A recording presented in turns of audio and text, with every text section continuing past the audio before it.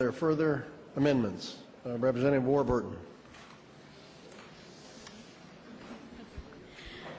Mr. Chairman, I move the House Bill number 2 be amended and request that Amendment HB2.1.1.1.w.mv be posted and deemed read.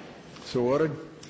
I am presenting this amendment simply because it is a jobs amendment. I'm holding a letter here from a company that is ready to bring jobs to Montana, and a big part of that is MSU-Northern's biodiesel research.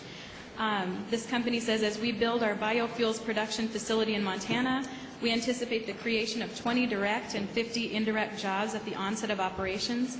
We have a projected 5-year growth to 100 direct jobs and 250 indirect jobs, primarily in farming and distribution. The total private investment will be a minimum of $20 million and may grow to $50 million over 5 years. Again, MSU-Northern's biodiesel research facility is a crucial key of attracting this business and others like it.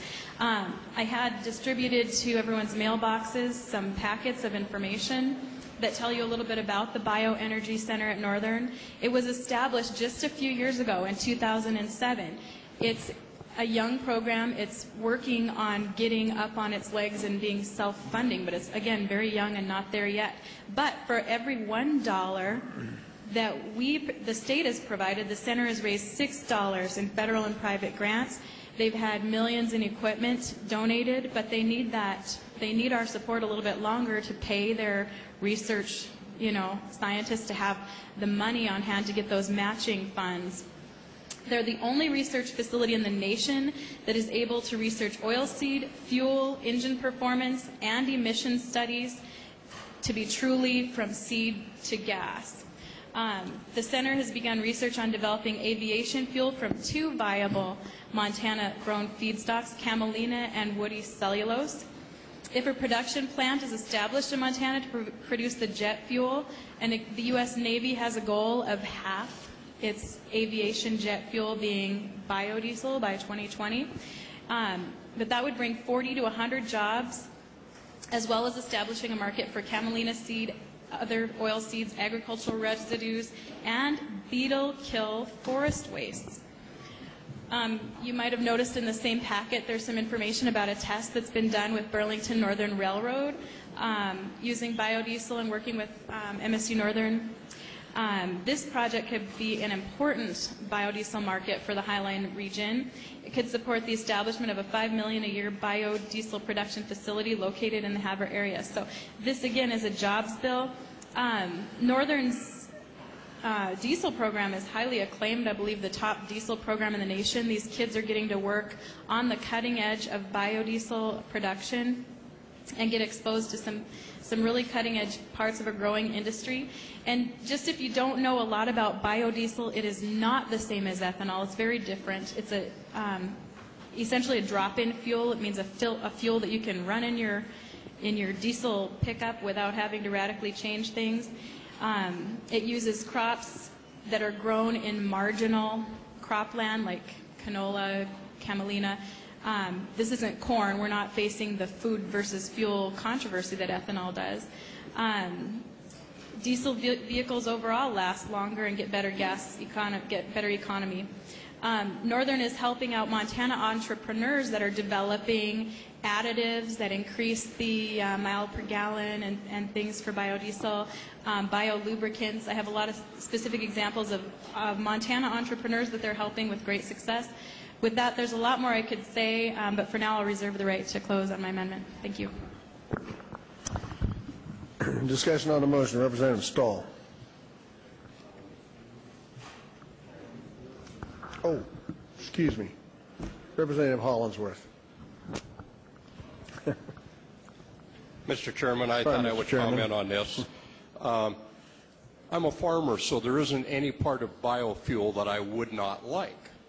But in the same token, I was given a job, and that was to do reductions. So I'm going to be strictly neutral on this. I'm going to let you guys decide where you're going to be. And I know how I'm going to vote, but I'm not going to tell you guys how to vote. If you believe in reductions, you vote one way. If you think biofuel is good, you're going to vote the other way. So I'll leave it up to you guys.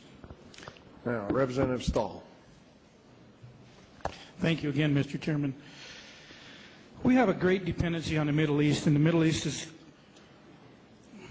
falling apart right now. It's going to cause great distress in the United States, all over in the United States, and especially in fuel prices, both on the ag and in the transportation industry. And in this last budget, we saw an increase of the estimates for ag income, and it's one of the big blips that's in the estimate that we're going to see, well, whenever we see it, House Joint Resolution 2. But that revenue estimate, that income is not going to be there that we're projecting if the price of diesel fuel continues to climb. Not only can we deduct that from what we do in our farming operations, it also costs us in the truck transportation from our farms to the local elevators. And it costs us in fuel charges on the train to get our grain from where we are in Montana to the West Coast so they can ship it across the ocean. And every year since in the last few years, there's always been an increase in the fuel surcharge from BN. Someday we have to figure out how we're going to stop that. When I do my income taxes next year, I can just about guarantee you what's going to happen. Our diesel fuel costs and our gasoline costs are going to have gone up a lot. We've already pre-sold some of our grain at a good high price, and I wish I had courage enough to sell more of it at a pre-base price. But if I do that and I don't get the crop, I may have to take a huge loss just trying to cover the grain as it goes up, and I oversold. So what I'm trying to tell you is that the income from farmers and ranchers, not only do I get to deduct all those expenses that are going to be extremely high, I also can carry my losses back into last year and the year before and the year before and carry back 3 years. That is part of the problem with our revenues today, because businesses carried back into last year and the year before, and that's why our revenues now are low. What this could help us do is keep the price of diesel down. Right now, BN is trying to get HB2.1.1.1 to test B50, which is 50% biodiesel and 50% diesel. BN uses 1.4 billion gallons a year in diesel fuel. Some of that money could be coming back into the economy in Montana, and the infrastructure is almost there, just not quite.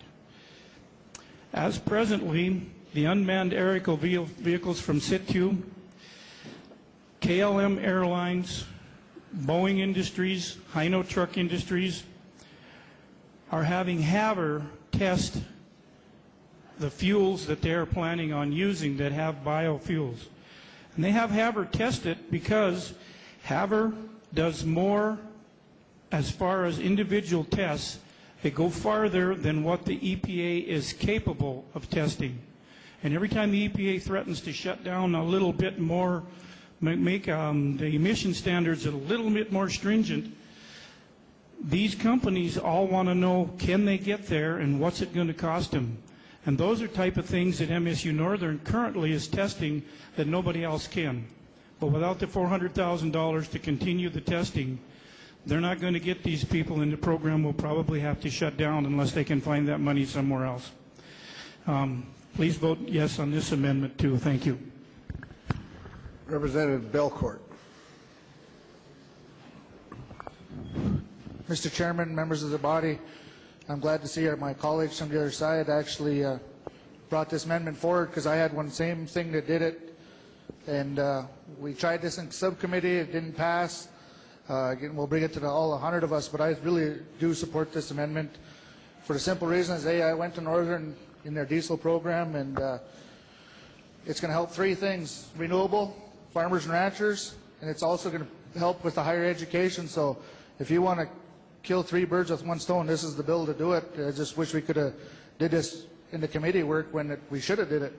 So I encourage everybody to pass this. It's a small amount of money compared to what we've asked for, and I will also point out last session, Northern did give some money back when there was a rescission. I think it was about $300,000, if I'm not mistaken. So they did give some money back that was authorized to them in the last legislative session. So we've been good neighbors, and it needs to go up north and help us get this diesel program some stronger footing, Mr. Chairman.